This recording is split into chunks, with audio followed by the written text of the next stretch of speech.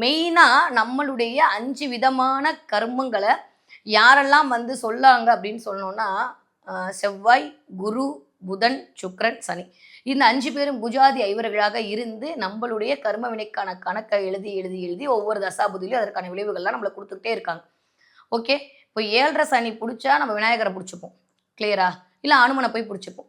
அது ஒரு 7.5 வருஷம். அதுக்கப்புறம் வாழ்நாள் முழுவதும் நீங்க என்னைக்கு உங்களுக்கு பிரச்சனைன்னு நினைக்கிறீங்களோ அன்னையிலிருந்து நீங்க சாகிற நாள் வரைக்கும் உங்களோட இருந்து ஒரே ஒரு தெய்வம் உங்களுக்கு வழிகாட்டுவதற்கு முன் வந்து நிற்குமே, ஆனால் அது முருகனை அன்றி வேறு யாரும் இல்லை.